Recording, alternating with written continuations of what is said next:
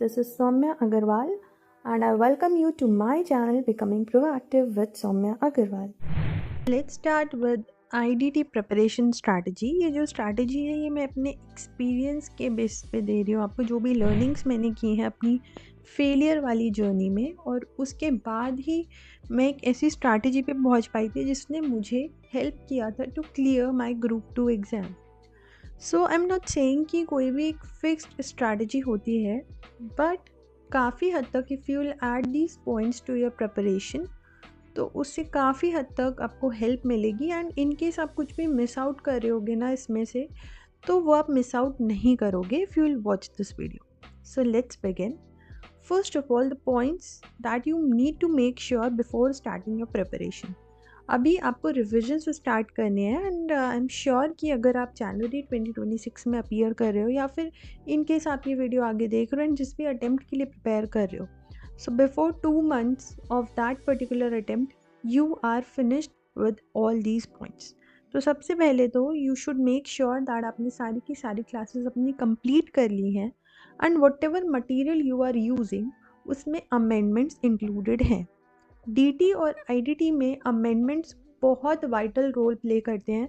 Specially IDT में मैंने कई बार देखा है कि आरटीपी से ही कई सारे क्वेश्चंस आ जाते हैं, क्योंकि आईडीटी में बहुत सारी अमेंडमेंट्स आती हैं. तो अमेंडमेंट्स डीटी और आईडीटी में तो आप गलती से भी स्किप मत कर देना. सो मेक श्योर कि जो भी मटेरियल आप यूज़ कर रहे हो वो अमेंडेड है.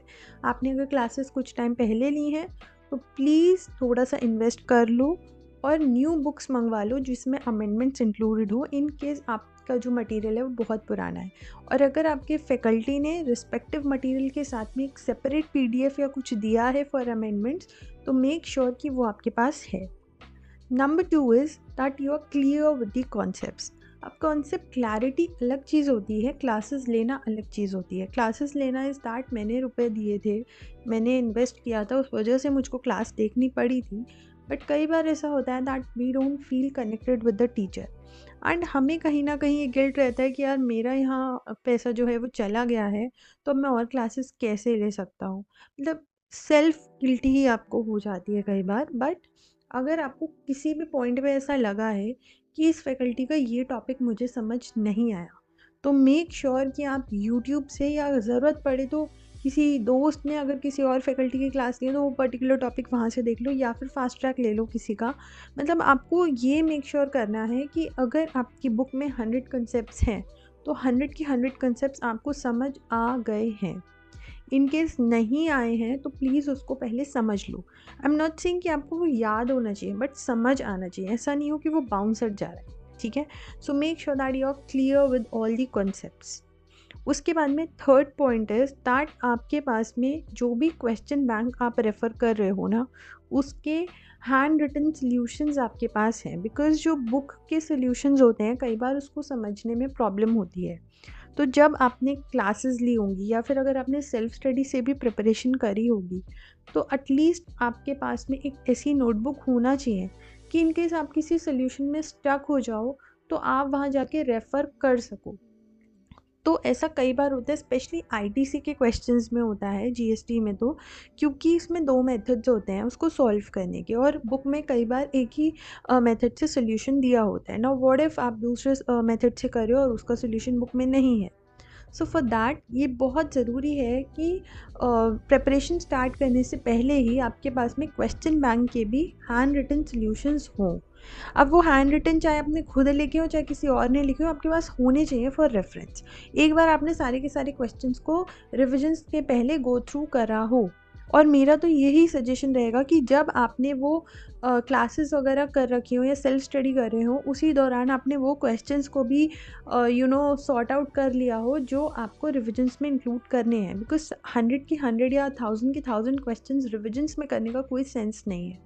तो वो क्वेश्चंस जो इम्पॉर्टेंट है या कोई न्यू पॉइंट है वो मार्क्ड हो जाने चाहिए while you are preparing, while you are studying the concept. But अगर आपने सपोज मार्क नहीं भी करें तो कम से कम फर्स्ट रिवीजन में वो मार्क कर लेना. लेकिन उससे भी पहले का पॉइंट मैंने जो बोला वो ये बोला that you should have a written book जहाँ पे सारे के सारे क्वेश्चंस के सॉल्यूशंस हों. Then let's start with the preparation strategy. Preparation आपको किस टाइप से करना है. सो जीएसटी में क्या है, आईडीटी में मतलब 2 पार्ट्स में आपका जो है बुक डिवाइडेड रहता है, सिलेबस डिवाइडेड रहता है। एक पार्ट होता है आपका जीएसटी का, दूसरा होता है कस्टम्स का। अब जीएसटी में भी 2 पार्ट्स होते हैं। एक होते हैं वो चैप्टर जो कम्प्लीटली थ्योरेटिकल हैं, उसमें क्या होते हैं, उसमें पूरे के पूरे अलग-अलग सिनेरियोज़ हैं और बहुत सारे पॉइंटर्स होते हैं। और उसके आपको क्या करने पड़ते हैं, उसके आपको डायरेक्ट क्वेश्चंस आते हैं, बहुत ज़्यादा घुमा के नहीं पूछते हैं, या फिर अपील्स के केसेस हो गए, डिमांड एंड रिकवरी के केसेस हो गए, इस टाइप के आपके चैप्टर्स हैं। तो कंप्लीट थ्योरेटिकल चैप्टर्स हैं वो, उसमें आपको मगअप करना होता है।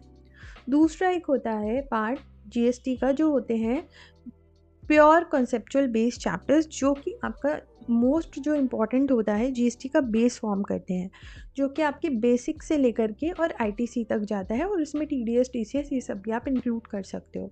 तो ये जो जीएसटी के कॉन्सेप्चुअल चैप्टर्स होते हैं ना, ये सबसे ज़्यादा इम्पॉर्टेंट भी होते हैं, और अगर आपकी इसमें क्लैरिटी नहीं है तो आप क्वेश्चंस को एग्ज़ाम में सही से सॉल्व नहीं कर पाओगे, क्योंकि कॉन्सेप्चुअल चैप्टर्स वाला जो पोर्शन है, इसमें कभी भी डायरेक्ट क्वेश्चंस नहीं आते हैं।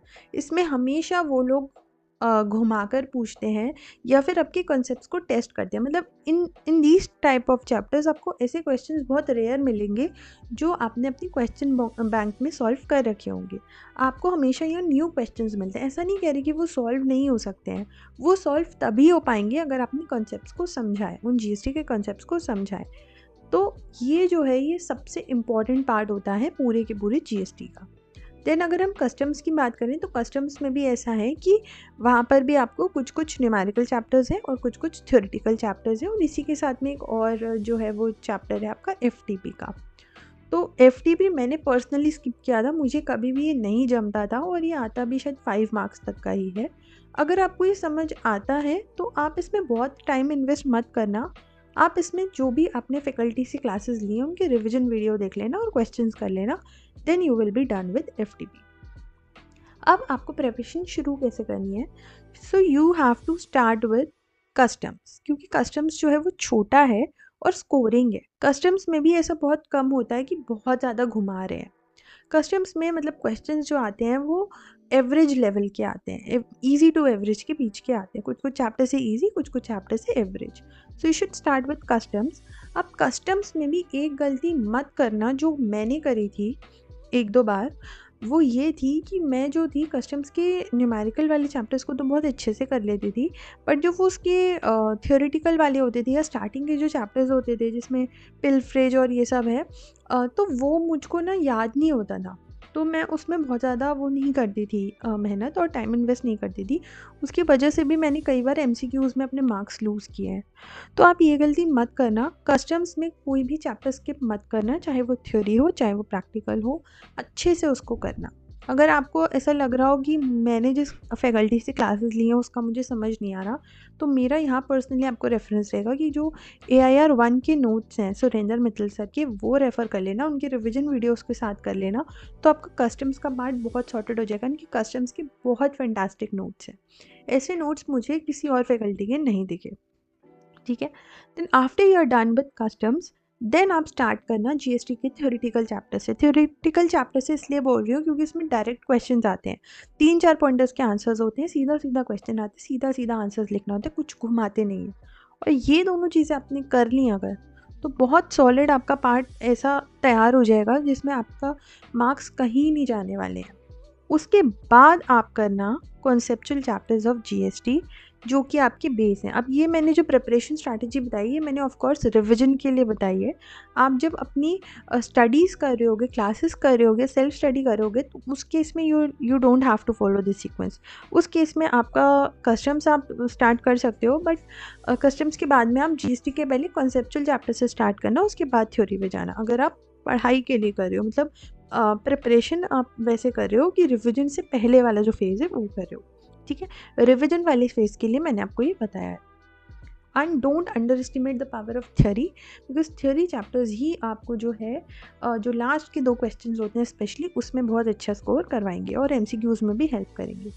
देन एक चीज़ ध्यान रखना कि जीएसटी जो है वो थ्योरी सब्जेक्ट नहीं है, ये एक प्रैक्टिकल सब्जेक्ट है। आप देख ही सकते हो कि आप एक नॉर्मल नमकीन का पैकेट खरीदने जाते हो, उसमें तक आपको जीएसटी का कंपोनेंट देखने को मिलता है। तो जीएसटी जो है वो बहुत प्रैक्टिकल सब्जेक्ट है, इसलिए इसको जो है अच्छी तरह से स्ट्रैटेजिकली पढ़ना, जैसे मैंने बताया वैसे पढ़ना। एमसीक्यूज़ के लिए आपको क्या करना है, कॉन्सेप्ट्स के साथ तो you need to be very very clear of course, लेकिन आप एमसीक्यू बुकलेट, जो केस सिनेरियो बुकलेट आईसीएआई की वेबसाइट पे है, उसको कम से कम 2 बार सॉल्व कर लेना। एक बार किसी फैकल्टी की हेल्प लेके यूट्यूब की वीडियोस को, और एक बार खुद से। उससे आपका एमसीक्यूज़ बहुत अच्छे से प्रिपेयर हो जाएगा, क्योंकि अगर आपने एमसीक्यूज़ में अच्छा स्कोर कर लिया ना, तो आपके एग्जाम्शन के चांसेस बहुत बढ़ जाते हैं। एमसीक्यूज़ में स्कोर कम रहते हैं तो एग्जाम्शन नहीं आ पाती है, ठीक है। Then third point is multiple revision is the key. इस वाले पॉइंट पे मैं आऊँगी वीडियो के लास्ट में। एक बोनस टिप मैं आपको देना चाहूँगी, मतलब एक नहीं, यहाँ 2-3 बोनस टिप हैं। तो वो ये है कि जब आप एक चैप्टर रिवाइज कर लेते हो, उसके बाद आपको, जैसे आपने सपोज आज एक चैप्टर लर्न कर लिया, रिवाइज कर लिया, अब आपको उसको भूल नहीं जाना है। Next what you have to do is you have to close your eyes and you have to start recalling कि इसके बाद क्या था, इसके बाद क्या था। जैसे प्लेस ऑफ सप्लाई में भी बहुत सारी चीज़ें होती हैं, सेक्शन 12, सेक्शन 13 इस टाइप से होती हैं। टाइम ऑफ सप्लाई में भी ऐसे करके होता है। तो आपको क्या करना है, इधर close your eyes and try to recall कि क्या क्या पढ़ा था। अदरवाइज एक चीज़ और कर सकते हो, स्क्रिबल करो। स्क्रिबल आपको सारे के सारे नोट्स नहीं करने हैं, एक चार्ट टाइप का बना लो and daily have to do that, कि आप जो हो एक शॉर्ट चार्ट बना लो। ये चीज़ आप तब भी कर सकते हो, जैसे अभी आपने रिवीजन कंप्लीट किया 3 आवर्स देखिए, उसके बाद नेक्स्ट हाफ आवर में आपने ये चीज़ कर ली, तो स्क्रिबल करो कि पूरे चैप्टर में मैंने क्या क्या पढ़ा, क्या क्या मेरा पॉइंट छूट रहा है। अगर कोई पॉइंट आपको लग रहा है that you are not able to recall, mark that. Then again next ये चीज़ करो, देन अगेन नेक्स्ट ये चीज़ करो। एक चैप्टर को है आपको 3 दिन तक स्क्रिबल करना है। जब आप 4th डे पे उस चैप्टर को देखोगे ना, तो आपको वो चैप्टर के सारे कॉन्सेप्ट्स ऑन टिप्स होंगे। I am telling you, specially ये एक्सरसाइज आपको जीएसटी के कॉन्सेप्चुअल चैप्टर्स में करनी है, ठीक है। थ्योरी में भी करो तो बहुत अच्छा रहेगा, पर कॉन्सेप्चुअल चैप्टर्स में ज़रूर करना। Place of supply, time of supply, इसके सेक्शन नंबर्स जो हैं और एक्ट कौन सा है, ये चीज़ भी बहुत ध्यान रखना कि कहाँ सीजीएसटी एक्ट है, कहाँ आईजीएसटी एक्ट है, ठीक है। उसके बाद में आपको क्या करना है, कम से कम 2 से 3 मॉक टेस्ट पेपर ज़रूर लिख के देखने हैं आपको। 2 तो देखना ही देखना, 3 देख लो तो बहुत अच्छी बात है। उससे आपको ये पता लगेगा कि कहाँ मिस्टेक हो रही है। अब मॉक टेस्ट आईसीएआई वाले नहीं करना है, आपको किसी अच्छी टेस्ट सीरीज़ के मॉक टेस्ट को है वो ज्वाइन करना है। अब now this decision is up to you. मैंने पर्सनली AIR 1 के मॉक टेस्ट दिए थे, आप किसी भी फैकल्टी के दे सकते हो। Then number 3 is that you need to be very very good in MCQs if you need to score examination. तो उसके लिए मैंने आपको बता ही दिया था that you need to solve MCQ booklet. ना ये जो क्वेश्चन है, नंबर ऑफ़ रिविजन्स रिक्वायर्ड, ये क्वेश्चन मुझे बहुत लोगों से आता है कि 2 रिविजन करें, 3 रिविजन करें, कितने रिविजन करें। तो इसके लिए मेरे पास सिर्फ़ और सिर्फ एक सिंपल सी बात है जो मैं खुद भी फॉलो कर रही हूँ। जब भी आप सब्जेक्ट उठा रहे हो, क्लासेस करने के बाद ऑब्वियसली फर्स्ट रिविजन के लिए उठा रहे हो, तो आप एक सब्जेक्ट को मैक्स टू मैक्स 15 डेज़ दो, 15-16 डेज़ दे दो, मतलब 10 से लेकर के 15 डेज़ दो एक सब्जेक्ट को फर्स्ट रिविजन के लिए। जब वो डिटेल्ड रिवीजन हो जाएगा ना 10 से 15 दिन का, उसके बाद आपको कोई नहीं बोल रहा कि आप 10-10 दिन दो। उसके बाद आप क्या करो, 4 दिन का, 5 दिन का, 3 दिन का, इस टाइप से रिविजन्स करते जाओ और एक-एक टेस्ट देते जाओ। जैसे सपोज़ आपने 15 दिन लगा करके 1 दिसंबर टू 15 दिसंबर सपोज़ आपने क्या करा, एक सब्जेक्ट का रिविजन ख़त्म कर लिया। नाउ फ्रॉम 16 टू 30 और 31 दिसंबर आपको क्या करना है ना, 2-2, 3-3 दिन दे करके आपको सिर्फ, जैसे 2 दिन का रिवीजन करा, एक मॉक टेस्ट दे दिया, 3 दिन का रिवीजन करा, एक मॉक टेस्ट दे दिया। तो ऐसे करके 4 दिन से स्टार्ट करो या 3.5 डेज से स्टार्ट करो, लाइक 3.5 डेज़, फिर 2.5 डेज़, फिर 1.5 डे। उससे आपकी ये प्रैक्टिस भी हो जाएगी कि किस तरह से मुझे 1.5 डे में रिवाइज़ करना है, और आपकी मल्टीपल रिविजन्स भी हो जाएंगे और टेस्ट भी हो जाएगा। तो उससे आपको गलतियाँ भी पता लग जाएंगी, रिविजन की भी प्रैक्टिस हो जाएगी, और आपको जो है मल्टीपल रिविजन्स भी हो जाएंगे। ये सबसे बेस्ट मेथड रहता है। अब इसमें आप कितने भी ज़्यादा से ज़्यादा कर लो, कितने भी कम से कम कर लो। लाइक अगर आपने सेकेंड रिविजन में 4 डेज़ दिए हैं, तो आप जो थर्ड रिविजन में 2.5 डेज़ ही देना। अगर आपने सेकेंड रिविजन में 3.5 डेज़ दिए हैं, तो आप थर्ड रिविजन में जो है वो 2 डेज़ या 1.5 डे भी दे सकते हो।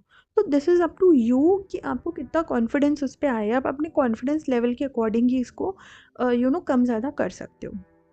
तो ये मेरा इस बात के लिए आपको एडवाइस रहेगा कोई भी और क्वेरी हो then you can feel free to comment down.